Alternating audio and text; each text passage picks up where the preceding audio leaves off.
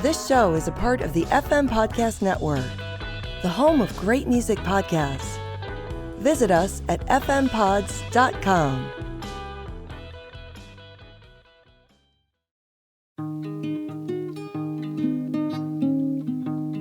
After the success of the Boston sessions, we decided to head to Chicago in September, where we filmed 4 episodes with some of my favorite people in Dylan world, the Chicago crew. These conversations focus on a variety of topics from professional wrestling to film to mortality to politics and philanthropy, and in each of them, the guests' expertise of both their topic and Bob Dylan helps demonstrate the depth and breadth of Dylan's impact on our society and culture. In this particular episode, I had the pleasure of chatting with my good friend, podcaster and Dylanologist, Henry Bernstein, about Dylan's connections to professional wrestling and his thoughts on how Dylan embodies and performs some of the key elements of wrestling's spectacle. I hope you enjoyed listening to it as much as I enjoyed filming it. Hello and welcome to the new episode of Infinity Goes Up on Trial. I'm here today with my friend, musician, artist, father, husband, host of the amazing new podcast, Songs of Experience, and my good friend, Henry Bernstein. Welcome, Henry. Thank you. It's great to be here. I'm glad you're here. So when I was prepping for this show, I realized that you and I met each other last October, and in less than a year, we will have seen 7 shows together. It almost seems like more than that. I know. You are one of the few people that I have made fast friends with. I think in my adult life, Court is one of them, and you were just like, as soon as I met you at the meetup, you were like, "Hey, I'm Henry." It was so nice, and I felt that really set the tone of the weekend. We've seen Bob in like 3 different cities together: Chicago, Memphis, and New York. Yeah, right. Yeah, and I keep thinking you were in Austin, but you weren't. I want you to. I was there in spirit. I want you to have been in Austin. I was on the text thread before and after. So. I know, but still. I mean, it's not the same. All right, so when we were in Memphis, as you just mentioned, we were having breakfast at that unexpected, delightful little place. Yes. And you told me your really cool idea about Bob Dylan and professional wrestling.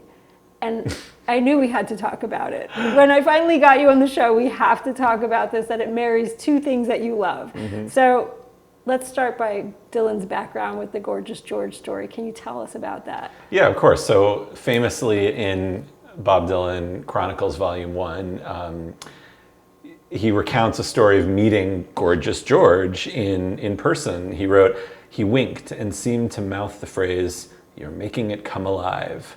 I never forgot it. It was all the recognition and encouragement I would need for years." And this is important because Gorgeous George is considered sort of the first or one of the first superstars. And what I mean by that is that he became a huge wrestling star at really the birth of wrestling on television. He was really the first wrestler to be featured on TV, not just as a live attraction, but someone you're going to turn on the TV for in the 40s and 50s. And he also really codified the idea of a heel, which we'll talk about in a minute, being arrogant, tough, but also kind of extra flamboyant and over the top. Right. It sort of signals this moment too, where things we have things coming through the radio, but where more things are on TV, and so you're talking about like he's the first superstar that we see coming into our homes, which is radio is so separate from us. Right. But when we're watching something, there's an intimacy there, and so people probably felt a little bit closer to Gorgeous George. But Dylan tells us as part of his origin story, as part of his history. Why do you think he includes that? So what you're saying about TV and the radio, I think is really important. I don't know the age demographic of the folks who listen and watch here, but I can guess. And I think for many of them, they've at least heard stories from parents and grandparents about what it was like when they got their first TV. Right. And I imagine that for Bob Dylan, who is exactly 1 month older than my dad to the day, that was a seminal moment when the Zimmermans got a TV. Right. And, we've heard the stories by him, obviously on Theme Time Radio, we created a whole character out of that. We know his relationship with the radio. We as Dylan fans can picture him on his bed, looking out his window in the iron ore range, listening to all these great songs that he talks about in Philosophy of Modern Song.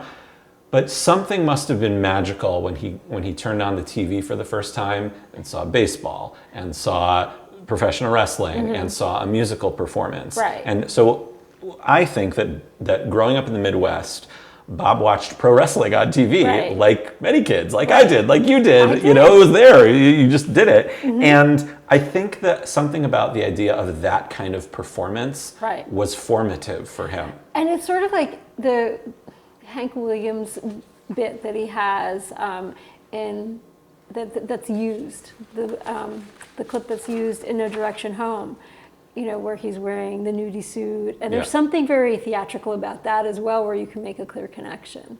Yeah, I mean, I don't think Bob Dylan, don't get me wrong, I don't think he had aspirations of being a professional wrestler, although he did become an amateur boxer. True. But I think he found something magical in the art of performance. Wrestlers, when they talk about how it was their childhood dream to become a professional wrestler, they talk about how they turned on the TV and for the first time they saw their action figures and comic book heroes come to life, you know, and it's the colorful trunks, the capes, literally flying off the top rope.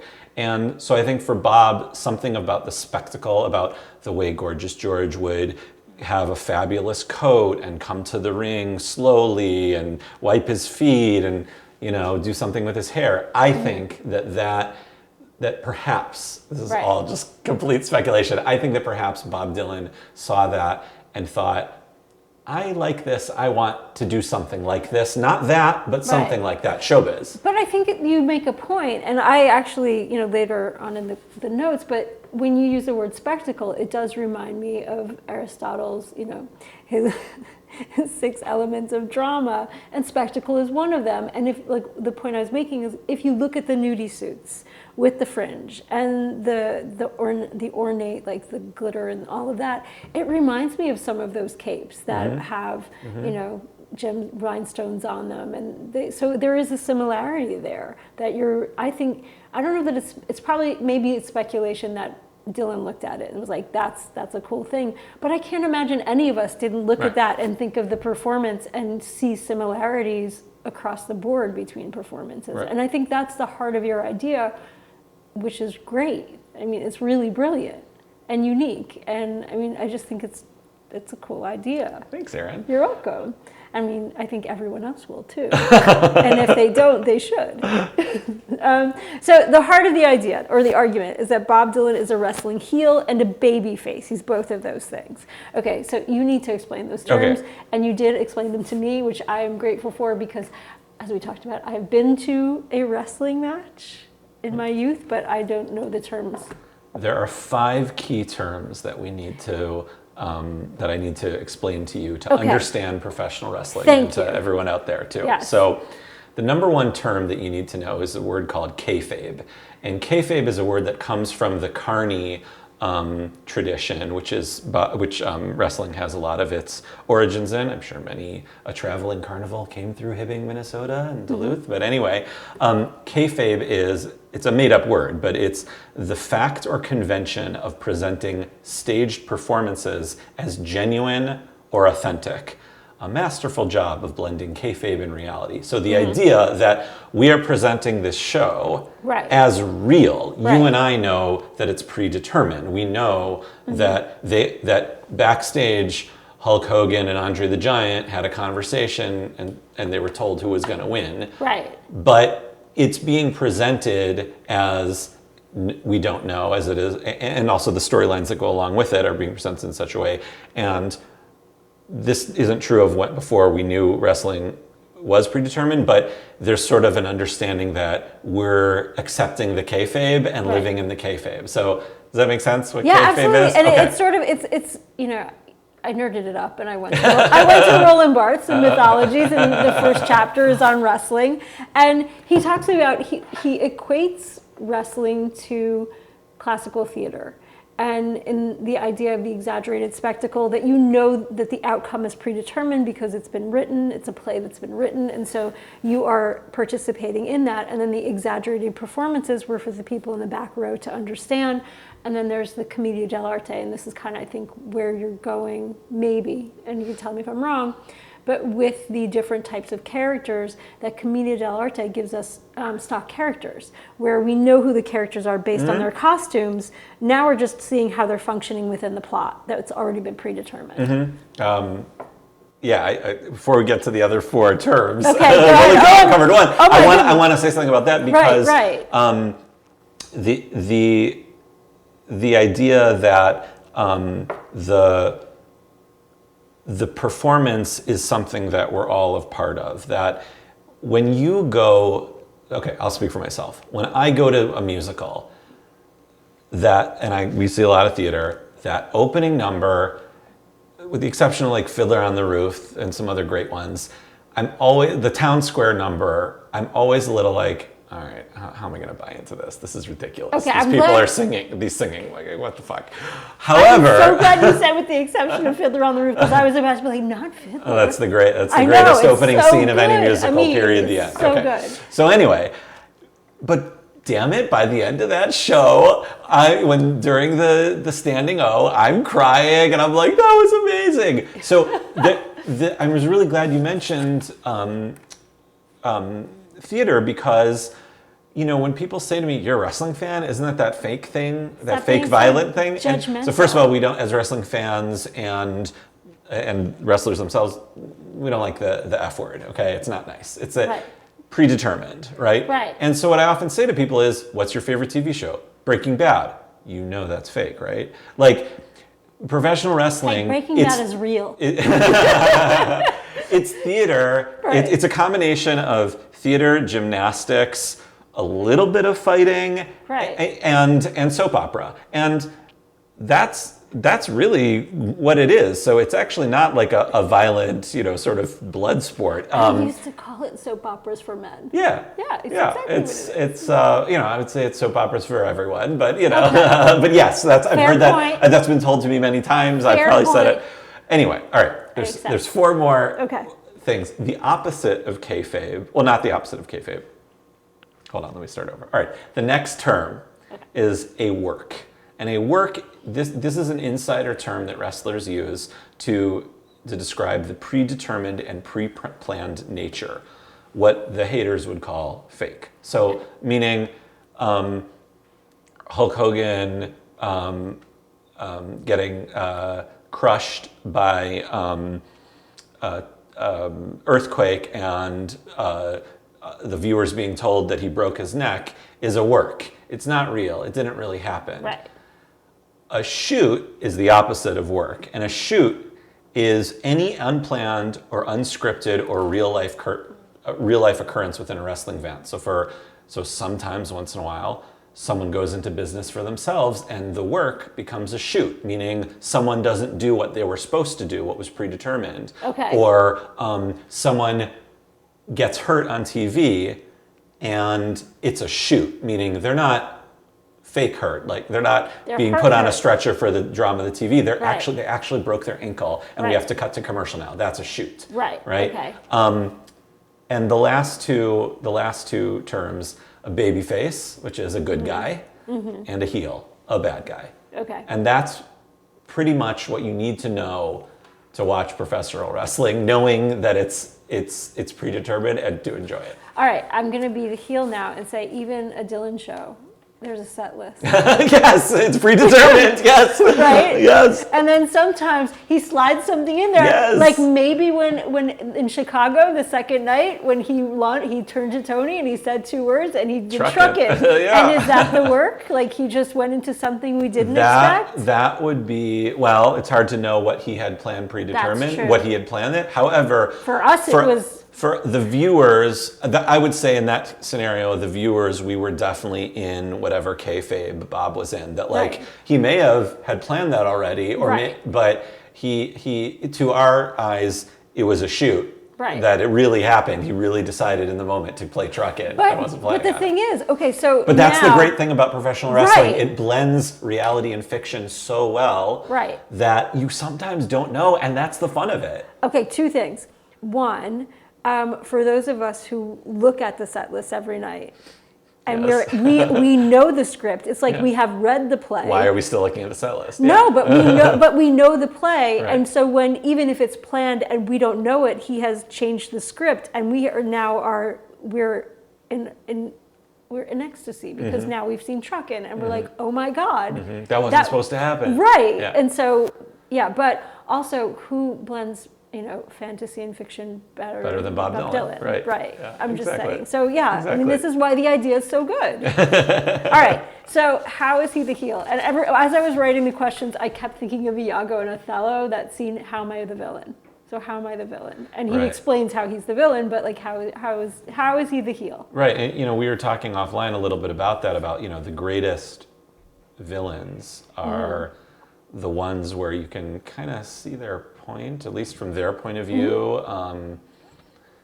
To me, the greatest villain of all time is Khan from the Star Trek II: The Wrath of Khan. Right, he has a real deep history and a reason to hate James T. Kirk.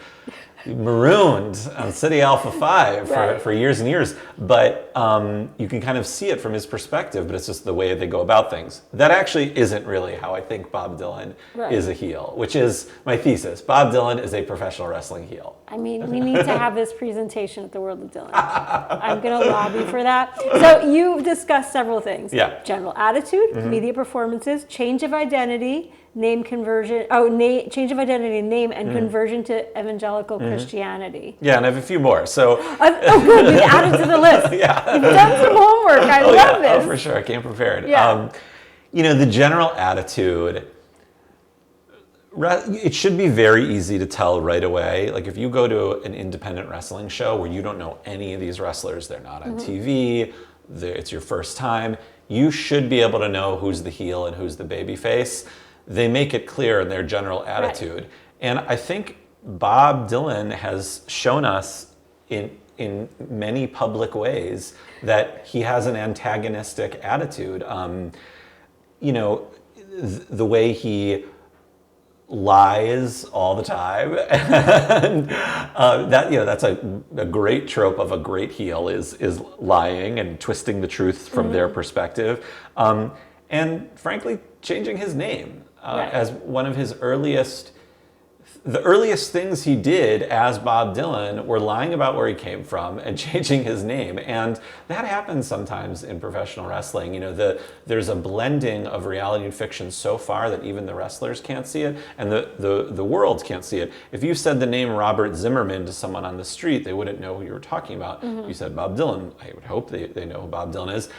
No one knows. They should. No one knows who Terry Bollea or Dwayne Johnson now they know Dwayne Johnson or Steven Anderson are, but we know Hulk Hogan, we know The Rock, and we know Stone Cold Steve Austin.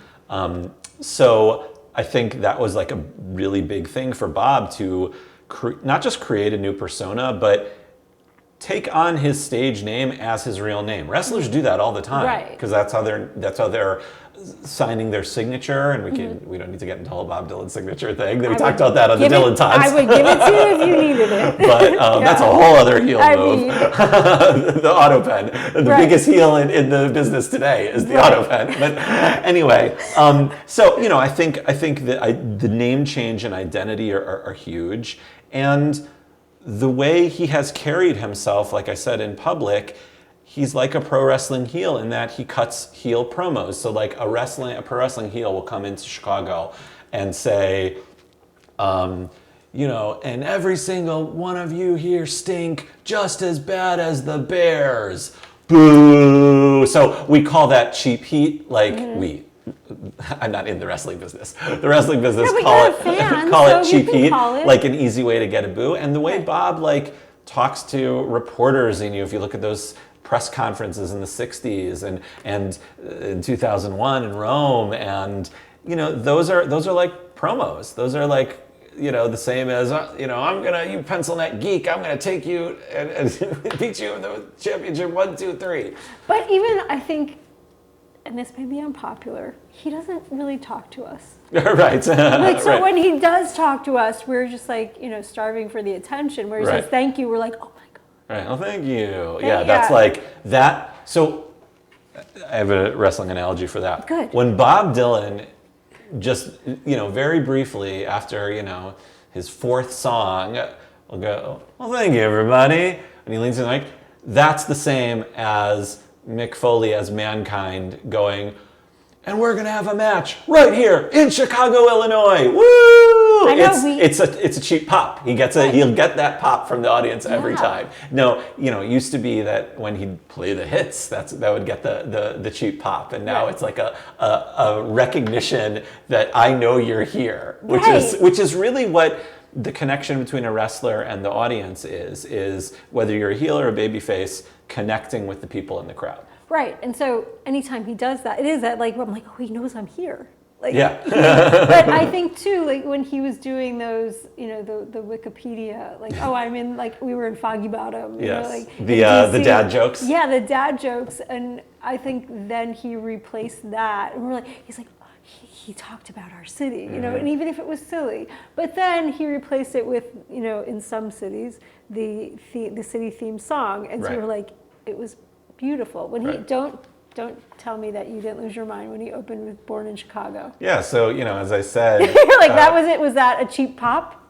In many ways, it was a cheap pop. That like you mentioned the city's name, right, boom, right. And for people in the room, I gotta believe many of the people know the Paul Butterfield Blues Band. I don't know how many of them know that they went to the University of Chicago, and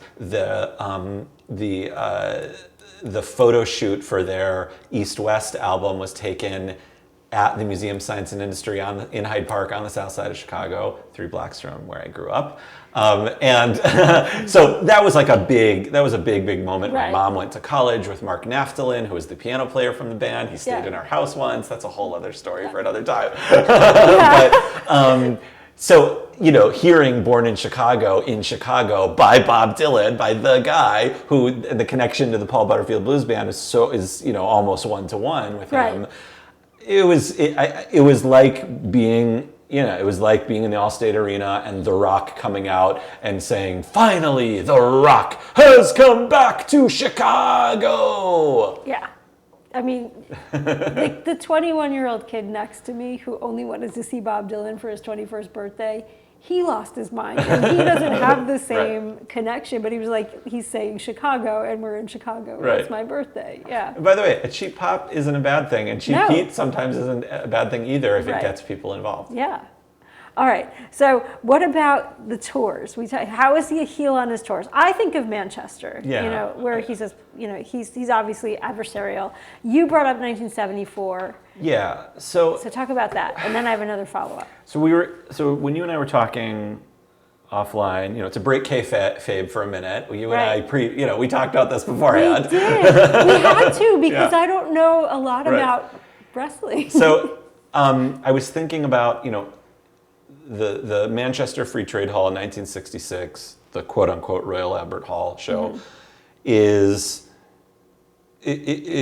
obviously a heel performance because he's literally getting booed. Now, you and I are like, you're booing him for playing like a Rolling Stone? Are you out of your mind? Right. But for them, that was real. For those, those folkies in England, this was a betrayal to them. And so he had turned heel on them.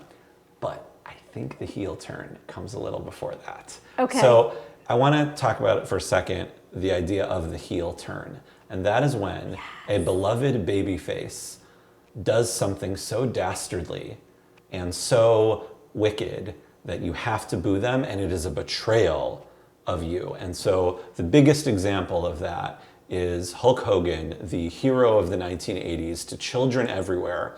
By 1996, that act had gotten a little stale. So from a business perspective, maybe a freshen up of character might be the right thing to do. But from an art and performance perspective, in 1996 at Bash at the Beach, WCW pay-per-view, Hulk Hogan came out of nowhere and attacked Macho Man Randy Savage, who was on his own team, the good guy team, and joined with Scott Hall and Kevin Nash to form the NWO, the New World Order. And it was probably the most seminal moment of the 1990s, certainly for WCW, of the hero of all these children who are now teenagers and in their 20s, turning evil. And he was the biggest babyface of the 1980s, Hollywood Hulk Hogan was the biggest heel of the 1990s. The black and silver, the black beard under the yellow goatee, the sunglasses, the playing air guitar on his entrance.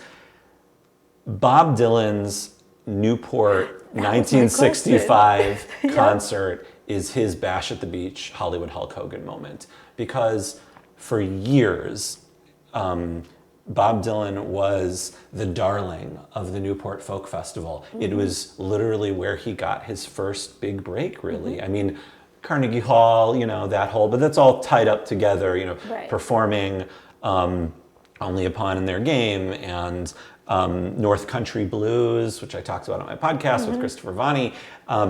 And to suddenly come out on stage with dark sunglasses, a black jacket, the sort of high heel Beatles shoes, yes. Plug in to a place where you couldn't plug in and blast. That was what he did. And mm-hmm. visually, that's a heel move. In professional wrestling, it should be, like I said earlier, it's clear to tell who's the good guy and who's the babyface. Right. Sort of like old cowboy, old westerns, the good guys are wearing light colors, the villains are wearing black. And he came in, I mean, he looked really cool at Newport at 65, but he was a heel to those folkies. And so that was the heel turn. By 66, he's on his Hollywood Hulk Hogan tour, right. his heel tour. Right. He's all in. And right. I don't think the band was all in. I don't think they enjoyed that. According to Robbie Robertson's documentary, they didn't seem to enjoy getting booed every night. Right. And I think, part of it he didn't either. Remember, there's that famous scene in the cab or in the limo when he's leaving. Stop booing me. Yeah, stop booing. And I think that was real. Right. He's sort of chuckling a little bit too. I think for him, he enjoyed antagonizing people right. and egging them on, and because he knew that the art here was bigger than than whatever was happening for those people. Much like there were kids in the crowd at Bash at the Beach in '96 who were upset that their beloved Hulk Hogan turned heel. Can imagine. But the performance was bigger than that, mm-hmm. and so I think that Bob Dylan's. There are various instances on his tours where he's done things like that. And I think you mentioned this earlier, the Christian period. I think this is another prime example of... is that a heel turn? I think for many people. All right, so he's the heel at Newport, and I forget where we were. And 66. And 66, that's his heel tour. Yeah. And then you had brought up the 74 tour. Yeah.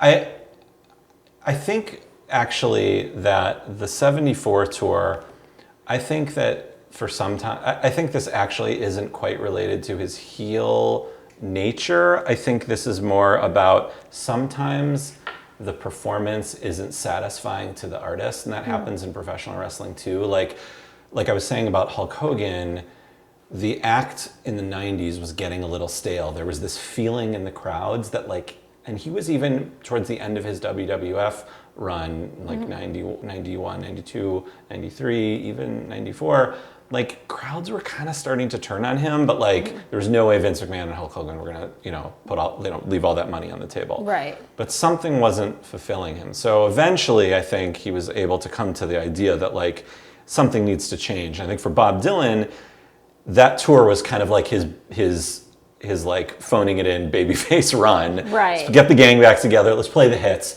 A lot of times, when a tag team in wrestling breaks up, it's one of them becomes a heel, one becomes the babyface. They have a great feud. They go on and do their separate things, and then towards the end of the career, they'll have a reunited run, and they'll win the tag team championships. I think that's sort of what that was, and it wasn't satisfying to him. But I think that leads to the Rolling Thunder review. So are you saying, as a side note, that Oasis are going to win the tag team championship wrestling? Is that what's happening now? I've got a whole other theory about that. I'm hearing that England asked them to save the economy, much like Taylor Swift did, but but that's a whole other story. That's a conspiracy theorist thing. I know, I'm just being silly. It just made me think, like you were talking about, they were together, they split up, they hated each other. They always hate each other, even when they're playing together. Maybe you're going to be the one that Maybe. saves me, All right, so this is interesting. So then Rolling Thunder, that's where, do you think he's growing again? So I think that Rolling Thunder, it couldn't have happened without the Before the Flood Tour 74, because that is one of his most, that I would say in terms of live performances is an artistic peak. You could argue also the Budokan stuff in many ways, that's sort of his Neil Diamond tour. That's kind of like a little bit of a heel move there too, kind of just doing the whole show. But that's arguable. But I think in terms of the Rolling Thunder review, getting a great team of people together, literally painting his face, having someone else play him in a movie. I mean, just everything about it is performance on top of performance on top of performance. And he literally created a traveling carnival show. And as I mentioned, pro wrestling gets its start in America from traveling carnivals. And it's really, the Rolling Thunder review is sort of the spectacle and showbiz aspect of professional wrestling, the live experience. So you show up in a town, like the old days of the territories of wrestling before the WWF sort of dismantled that. We're talking like 60s and 70s, actually right around this time in 74. The AWA or the NWA or the WCCW, all these, the wrestling was territorial in those days. And so they would show up in a town for a show, you'd get your tickets, there would be local promotion, and then you go to the show and experience it. And so Rolling Thunder Review was kind of like that. He kind of showed up in these New England towns, almost on the nose. Flyers. And so, but on top of all that, the actual performance kind of being like a pro wrestling spectacle, 40 years later for the movie with Martin Scorsese, he does the ultimate heel move, and it's so meta because he already did the performance then. This is presented as a documentary on Netflix as a shoot. Right. So it's not presented as a work, but as you're watching it, you're looking at Sharon Stone talking about being in the Rolling Thunder Review, and I've read 2 different books just about the Rolling Thunder Review. I read Larry Ratzo Sloman's review, accounting of it. I never heard anything about Sharon Stone being there. Something seems fishy. And then this politician comes on. I'm like, wait a minute, I know that. It's an actor from Curb Your Enthusiasm. That's not the mayor or whatever. That's amazing. All right, so that's... or governor, whoever he was playing. So that's always my question. When did you know that it was a farce? I knew, I was starting to be dubious during the Sharon Stone bit. I was like, that's cool. I was like, why haven't I heard that? I feel like I would know that. Right. This is the revelation in 2000, when was that? 2019, 2018? It was May of 2019. Okay, I was like, why am I just hearing about this now? But then when there were straight up actors playing other people, I was like, oh, those are character actors that I've seen on TV. Right. Literally one of those guys. I haven't seen it in a while, but I think that whoever played that politician, I think he's been in Curb Your Enthusiasm. So that's how I know. I was like, oh, this is bullshit. Right. That's amazing. But were you mad about it? No. Because I wasn't mad. So in the beginning, but people were. Right. Just like pro wrestling. People are mad. People get mad when a heel does a heel thing. But that's the thing. Okay, but that's part of it. There are 2 things that I want to say here. One is when the word splits in the beginning, the opening credits, review, I'm like, oh, this is a revisioning. And I was like, okay. And that's when you knew? Not that I didn't know, but I became dubious. But when it was Nixon planning the bicentennial, I was like, he left office the year I was born. I was like, there's no way. And I was like, all right. And I didn't, it was really I'm like, this isn't, I was like, there's something wrong here. There's something going on. But I think it's interesting because people get mad when they realize that what they expected from the script isn't what's happening. And they may be part of what, they may be the butt of the joke. Don't get mad at a heel doing heel things. They're doing their job. And so Bob, for whatever reason, He sees himself, again, I'm speculating, as sort of like the filmmaker that never made that great film. And so maybe for him, this is like his chance to do what he was trying to do in Ronaldo and Clara of making it not real, like presenting something as a shoot, but it's actually a work. Everyone's in on it. But maybe he did make a great film with He did. Ronaldo and Clara. We just don't understand it. We just don't appreciate it. Maybe. I mean, I think I'd have to see an HD cut of that to really appreciate it. It's really a rough watch just in quality alone, but it's not like Infinity Goes Up on Trial podcast, which I watch.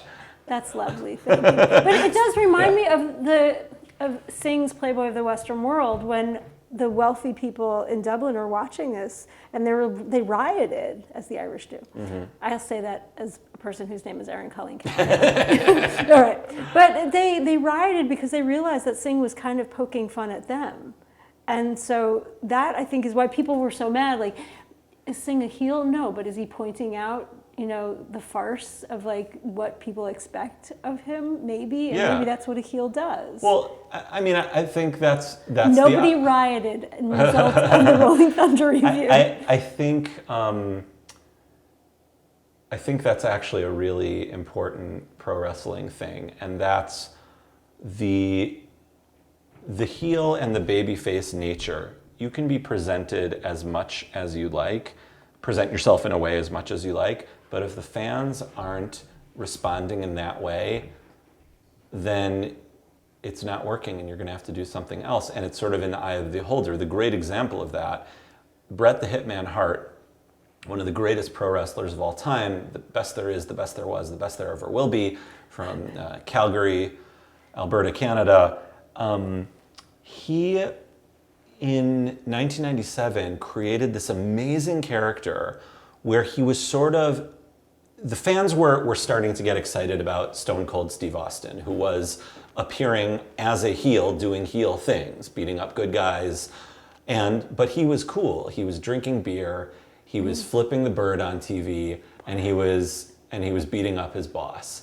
And people started identifying that. This is the late 90s, right? Mm-hmm. Like, people love that idea of a vigilante, an anti-hero. And Bret Hart is the greatest wrestling hero of all time. How dare they not cheer for me? He started becoming a little whiny. Mm-hmm. And the crowds in across America would boo him.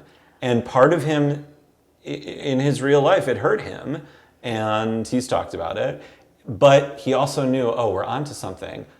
But a very interesting thing happened. He was beloved internationally. So of course, when they went to Canada, the entire country is a Bret Hart fan. It's not just, in Montreal, he had great fans. Toronto, obviously in Calgary, his family is a dynasty there, a wrestling dynasty there.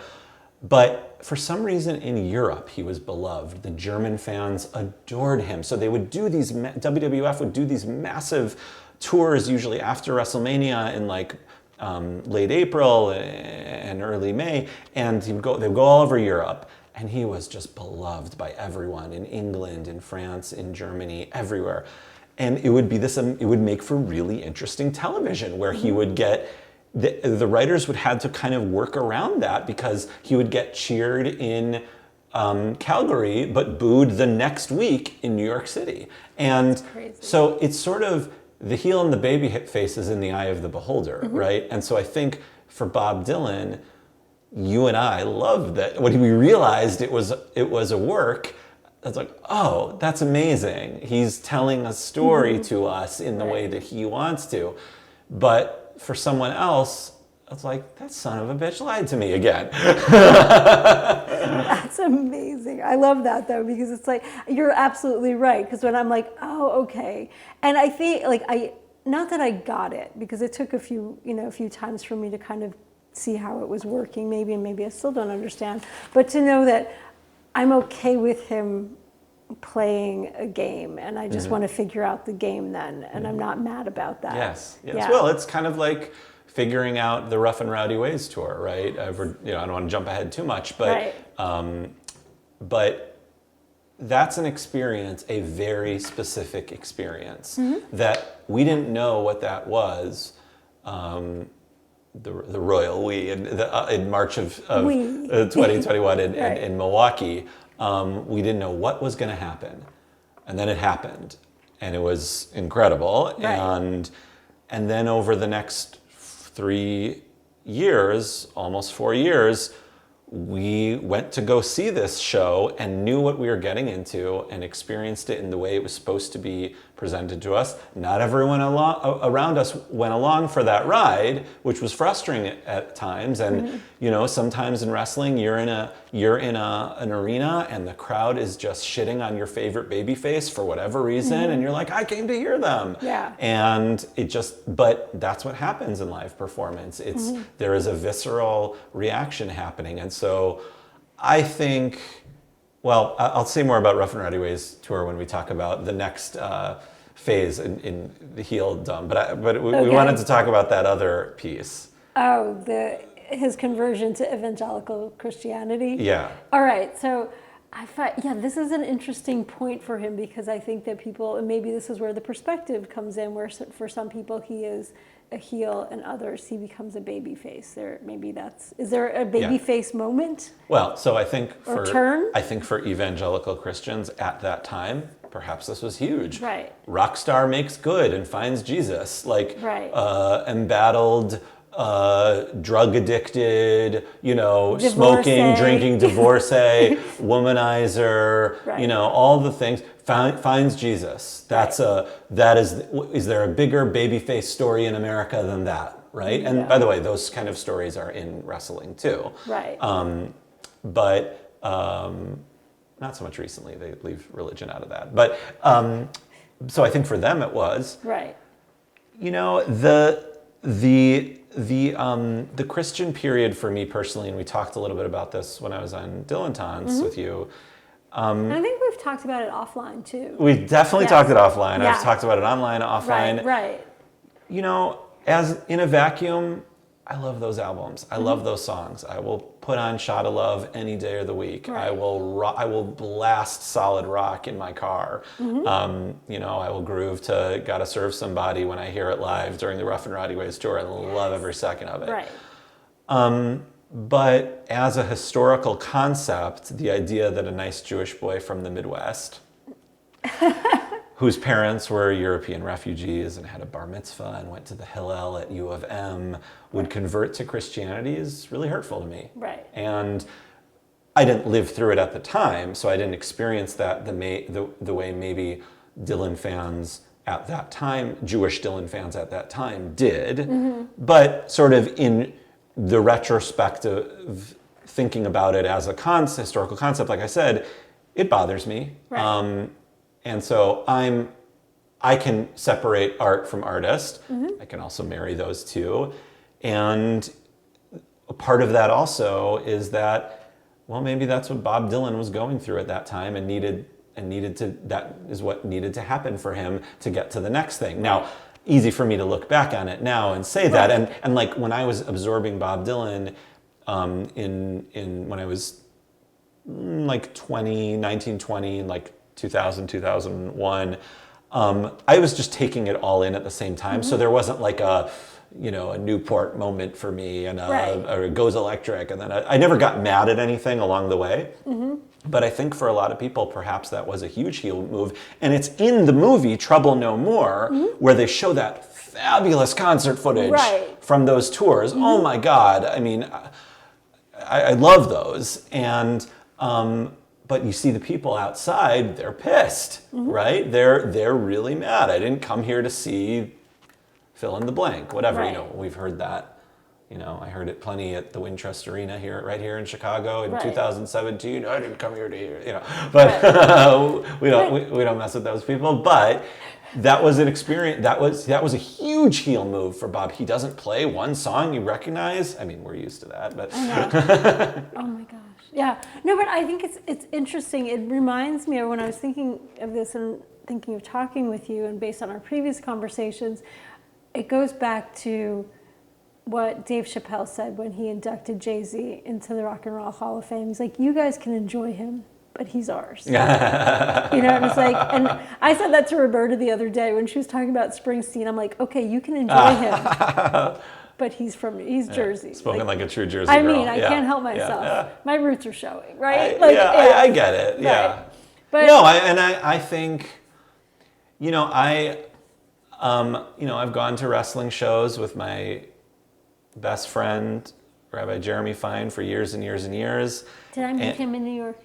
No, Okay. You met my friend Josh. Okay, that's right. Josh Freed, who got me into Dylan, A different along Jen. with my brother. Yeah. Okay. I've been to wrestling shows with my podcast partner, Rabbi Bernstein. I only hang with rabbis, if you could tell. I mean, so much so that you married one. Yeah, exactly. I've been to wrestling shows. Never been to wrestling shows with that one, but I've been to wrestling shows with folks who have never seen a wrestling show before. Mm-hmm. And much like when I'm seeing Bob Dylan, I'm always kind of wondering, what is this experience going to be like, both for the person sitting next to me and for the person, and for me with that person. Right. So like, is this person who's never seen Bob Dylan and is sitting next to a person who's seen him 30 plus times, is that going to be a bad experience for them? And then I'm all of a sudden having the anxiety of like, so that's part of it too. And that's part of pro wrestling. I mean, there are annoying drunk fans at wrestling shows who make the show about them and ruin your good time. So, I think it's all part of it. Interesting. I think this is a good segue into babyface. Yeah. So let's talk about how he's a babyface. Yeah. So on the Rough and Rowdy Ways tour, no one's a bigger babyface than Bob Dylan. Maybe Tony Garnier, because he's got that baby face, that white meat baby face smile, and the cheeks. The cheeks, and he's into it. Yeah. But to us I mean people like you like and us? me, crazy people. I feel like we're perfectly sane. The other folks who are crazy. So for us, every single thing he does is a baby face move. Right. And what happens to great heels, and we're talking about the great heels of all time. We're talking about the Nature Boy, Ric Flair, woo! We're talking about Triple H, who is now the COO, Paul Levesque, of WWE, World Wrestling Entertainment. He went from being the biggest heel in the 90s to running the company now that Vince McMahon sold it, and it's owned by Endeavor and TKO Sports. And then Randy Orton. These are classic heels that the only reaction you should ever have when seeing them is boo. However, what happens at a certain point is they are so good at what they do and so well respected for it that two things happen. One, if they are performing as a heel opposite a babyface, you are booing them out of respect, and that this is the contract that we have entered with you. And so John Cena, I don't know, a heel thing to say. John Cena, you suck. Boo! I'm booing you because that's my part in this right now. I'm supposed to. Right. Even though I really love you because you're Ric Flair. You're the greatest of all time. He's so bad that it's good. Yeah, exactly. Yeah. And the other thing that happens is that they become so respected for what they have done for so many years, is that they are a babyface and it's impossible to boo them. You can't. They're just going to get respect when they walk in the door. Right. When Ric Flair walks in the door for a Legends moment, where they're in Charlotte, North Carolina for the night, it's Ric Flair night. He waves on camera. He gives a woo. Everyone cheers, even though for our entire childhood, this man tortured Dusty Rhodes and was the greatest heel of all time. But you love him now for that, those, it's sort of one of those nostalgia things. And for Bob Dylan, I think this is so true, seeing him in the 21st century, especially since the Rough and Rowdy Ways tour, is that we are so appreciative for everything that he's done. We've heard like Rolling Stone. We've heard All on the Watchtower. Whatever you want to give us right now, thank you, and we love you, and we cheer for you. And if you want to play a very slow version of Mother of Muses every single night for 15 minutes, great. I'm here for it. I'm here for it. That's why I'm here. Right. I'm here to see you, and I love you so much. And even though that experience might be a heel moment for the people sitting next to you, for that kid that's actually never seen Ric Flair, and they're in a moment of like performing as a heel, he doesn't like that guy. He's talking to John Cena, my hero. Right. And so I think Bob Dylan has achieved that status, that like he is the ultimate babyface in spite of being a heel much of his career, which is what happens to the great heels of all time. He's so good. I was at a concert, and I won't say what city because I don't want to disparage any city. But I looked around, and it was a joyless crowd. There was a woman with her arms crossed, scowling, and I was like, yes, we were there together. we were not. We were not. Okay, well, more than one of those then. nights at one of those cities we saw, that was happening. Okay. Maybe not where you were sitting. I think I know what you're talking about. No, but mine was like maybe the next week. Oh, okay, I gotcha. I remember. But I may have told you offline. Yes. Yeah, but then like the guy next to me was like, "Is he going to play the hits?" And I was like, "Oh dear, maybe you should leave now." He said, "Do you know what he's going to play?" I was like, "Yes." Yes. That happened. That Right. happened to me. I had Yes. night one of Memphis. The people had never seen him. Yeah. They're like, "Does he play the hits?" I was like, No. No. But like if he wants to come out and sing an angelic Mr. Blue, "Great, it's going to make my night. yeah, of course." Okay. So here's the question: as someone who, is not knowledgeable about wrestling, so if these roles in wrestling follow a script, and one of the things that Barth says, which I think fits with what you said earlier, and I missed it, was that Barth says based on physicality, based on performance, even their performance of masculinity, their gender, which is the heel and which is the baby face, which I think is really interesting. But if they're following a script to create an overall performance, script or play, what is the script Dylan performs in if he's both of these things at once? Okay, so I want to give a disclaimer first. Yes, please do. Because I'm going to talk about Vince McMahon. Okay. And I've been mentioning Hulk Hogan throughout our conversation, and I should give a disclaimer on that too. These are two people whom I don't like their real life persona, Their behavior? the things they've done, Right. the way they've treated people, the things they have said publicly.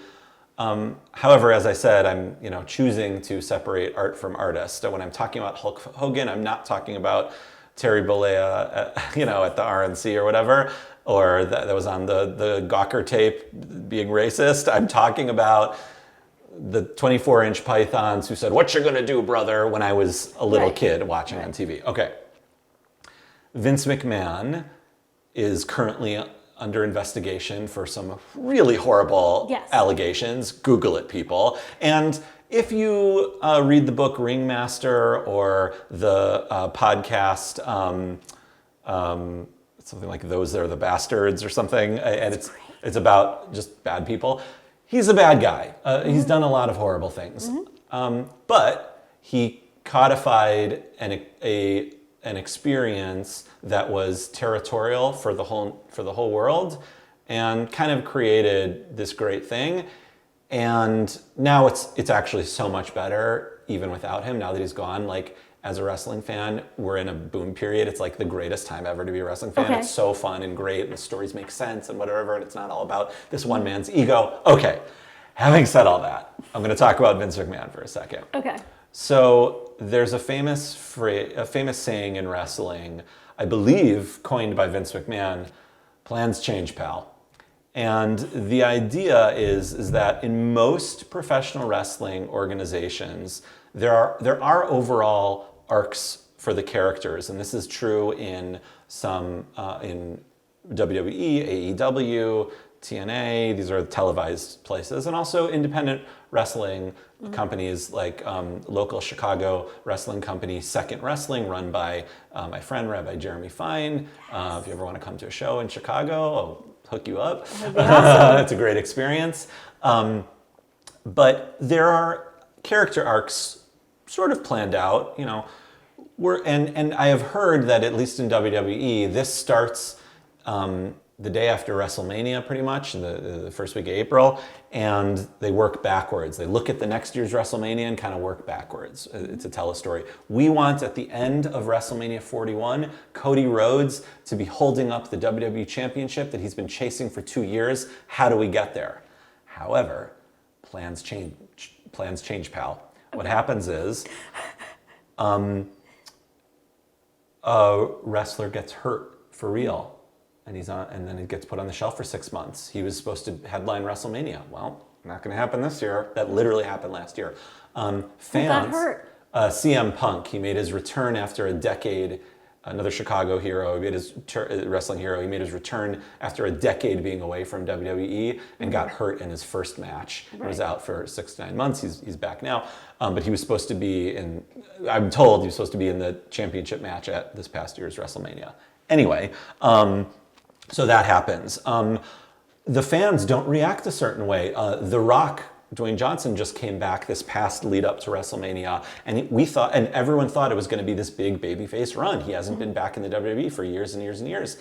And the fans, because he was in sort of taking a spot away from the previously mentioned Cody Rhodes, the fans turned on him. And The Rock, instead of pushing forward, the old WWE under Vince McMahon would have pushed forward, fuck him, was a quote he would say about the fans sometimes when he would just want to do his thing. And they would just push forward and shove The Rock down our throats. But the fans wanted Cody Rhodes, and so they shifted gears and they made Rock the ultimate heel, even though he has been beloved for years and years, and it was one of the greatest WrestleManias of all time. Okay. But plans change, pal. Plans change, pal.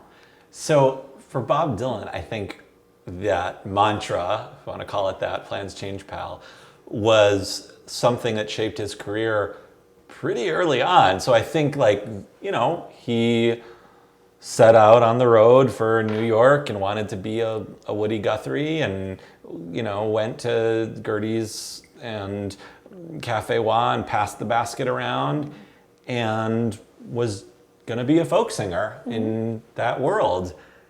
And the world changed, pal.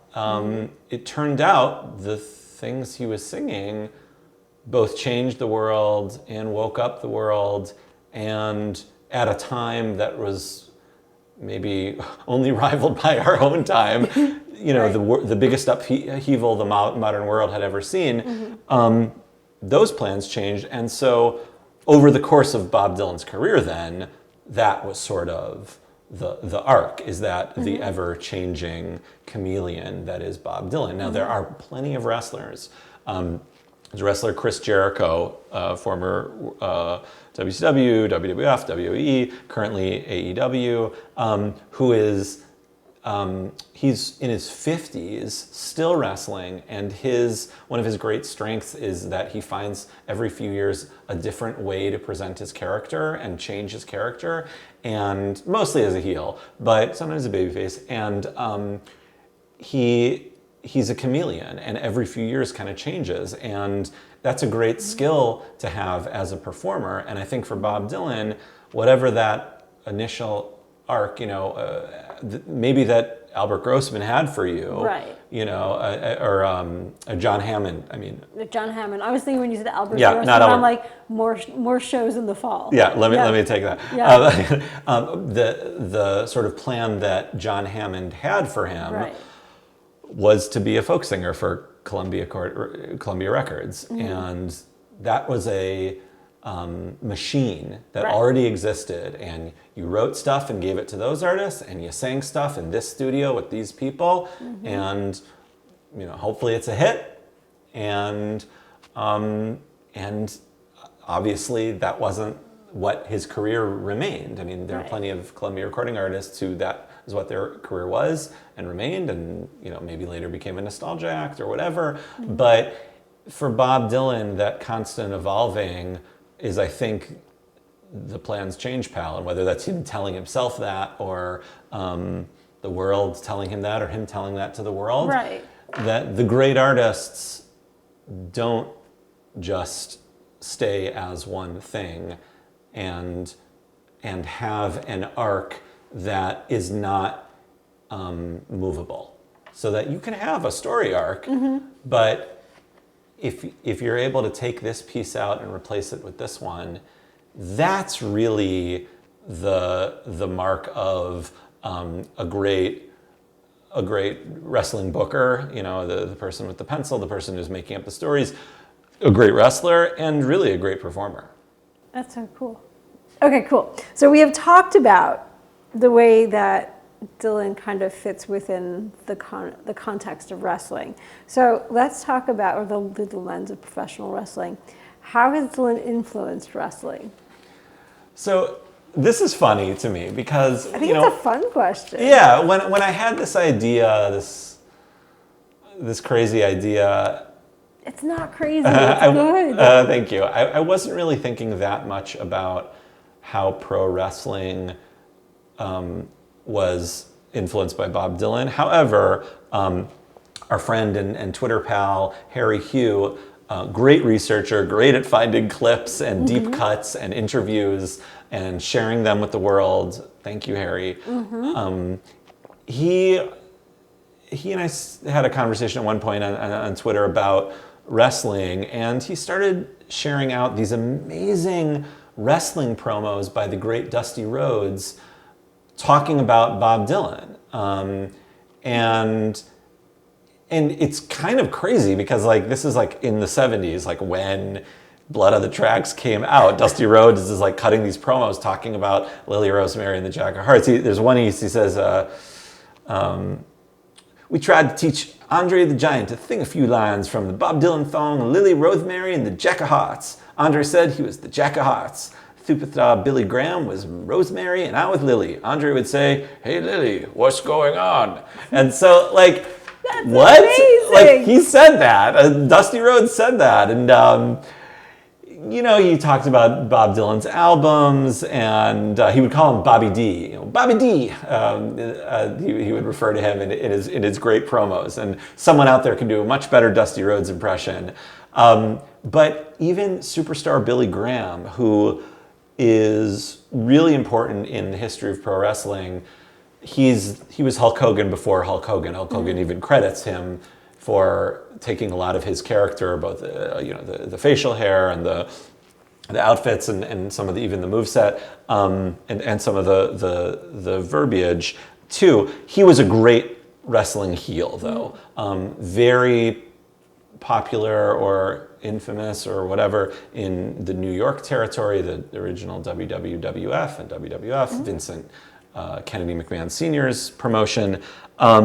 But he tells this great story, and it's on, if you search Harry Hugh superstar Billy Graham, you'll find it. Harry put it out there for the world. Thank you. Thank you, Harry. Yeah, he tells this great story about how he was a huge Bob Dylan fan, and it was during the Rolling Thunder review, and the wrestlers were on the road somewhere in New England, and they stopped somewhere to get a bite of eat. Now, in the old days, babyfaces only traveled with babyfaces and heels only traveled with heels. Why, might you ask? Because Why? If you bump into a fan at a rest stop on the road, you've got to stay in kayfabe. Because in those days, in the 60s and 70s, and even into the 80s, wrestling was real. You couldn't break, Vince McMahon was the one who broke the idea that this is entertainment. This is not, we're putting on a show. And a lot of that had to do with not paying the sports commissions and all these cities and arenas. For years, WWE wouldn't go to New Jersey because they had this crazy sports commission fee, But anyway, I think it was New Jersey. Maybe it was Connecticut. One of those. Anyway, one of those East Coast towns, but states. But anyway, so superstar Billy Graham tells this great story when he was on the road with Ivan Putski, his great rival, sometimes tag team partner, and they see someone said to him, they're at a rest stop or a restaurant, a diner, a gas station, something like that, and someone says to him something to the effect of Bob Dylan's over there. And he was a huge Bob Dylan fan. He would have loved to meet Bob Dylan, but he couldn't. And they're like, well, why not? And he's like, kayfabe, brother. There's no way that the greatest wrestling heel of the Northeast could go have a conversation with Bob Dylan. Now in later years, he tells a story that they never actually met, but Bob Dylan would send him tickets, and whenever he was in his area, and Bob was certainly, if Bob was aware of Gorgeous George, he was certainly aware of superstar Billy Graham. They knew, there are quotes about that So that's a great way that wrestling has affected both the greatest babyface and Dusty Rhodes, the working man, the son of a plumber, but and also the greatest heels. And I even have a personal connection. My friends Eliza and Daniel, for my birthday last year, got me a cameo from one of my favorite wrestlers, Mick Foley, wearing a Cactus Jack shirt. He's known as the three faces of Foley: Cactus Jack, Mankind, and Dude Love. He rose to prominence in the 90s during the Attitude Era with Mankind, but he's a great guy. I've met him many, many times. He's cool. Kind of a concert guy too, like I've seen him at shows, and he's just a great guy. And if you are only listening to the podcast and not watching it, you can't see how cool this shirt is. I'm wearing, this is the only time we've been in the same place where I'm not wearing a Bob Dylan shirt. It is, right? But you have your jacket on, so right. You're representing. Right, wearing my BDC jacket. So Mick Foley, for a cameo, he goes something to the effect of, I heard you're a big Bob Dylan fan, and then right off the cuff, he just quotes I of all things. First of all, he gives a shout out to Empire Burlesque and says that his 80s albums were underrated. Yes, Mick. Maybe I can get him to write the foreword to the book. There you go. There you go, Bob Dylan 80s. Actually, it's not a bad idea. I might be able to connect you with him.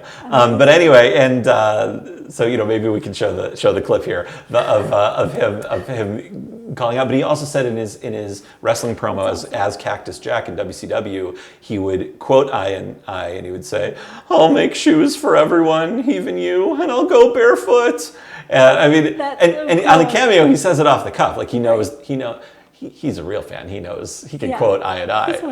He's one of us, right? Yeah. So that's great. And those were probably things he said that went over people's head, and that's a big part of wrestling, taking stuff out of pop culture and presenting it as your own. But then I guess that loops back to Dylan, because Dylan has thanks to Scott Wormuth, we'll give him a little shout out. He finds all those little threads. Yeah. In work that go like over the heads of a lot of folks. Yeah, and some of it is like references that we love and know, and from literature and film and other music things, and it's like, what? That was a deep cut, Right.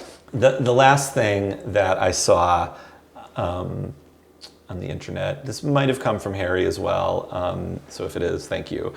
But I also read this book, but in Bret the Hitman Hart's book, and I mentioned him earlier, he's truly one of my favorites of all time, a statement said by many a wrestling fan. But he said in his book, he tells a great story. He says, and I won't do a Calgary accent here, but I'll leave you with the Dusty Rhodes impression on The Rock. I took a break and went to the New Orleans Jazz Festival to visit Aaron Neville. All of the Nevilles embraced me like a brother. One night, Aaron introduced me to Bob Dylan, who was wearing a hoodie and clearly wasn't in the mood to meet anybody. By the way, we know, as Dylan fans, we know that's a thing. Bob in a hoodie. We both did it at the same time. That's signal for don't fucking talk to me. So even in the 90s, I think Bret Hart picked up on that. But anyway, but when Aaron said I was a friend, Bob offered me his hand. His fingers were soft and delicate, and I was careful not to squeeze them too hard. I'm grateful for the fame I got, but sometimes it can really suck to be too famous. And, I just melted when I read this for two reasons. One, Bret Hart, one of the great prides in his career that he'll tell over and over again, it's not, winning the WWE championship. It's not headlining Wembley Stadium. Those are all great accomplishments. But it's that he never, in his entire career, and he had a lot of matches, he never injured another wrestler once, whether by accident or whether on purpose, but you're really not supposed to. Because wrestling is a dance. It is partner work. It is not opposition. The opposition is performance, is fictitious.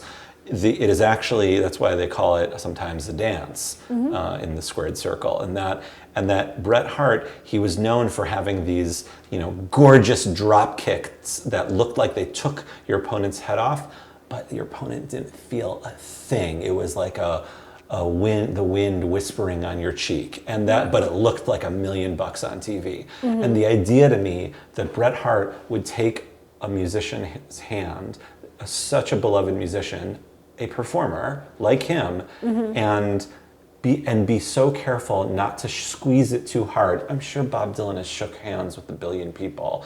And people, and he's probably a fist bump. He's probably more like Larry David and does the fist bump, which I appreciate. But, maybe someone wouldn't think to be careful. But the idea that Bret Hart, who knows what it's like to lock up and in a collar and elbow tie up and make it look physical, but actually be gentle so it doesn't hurt.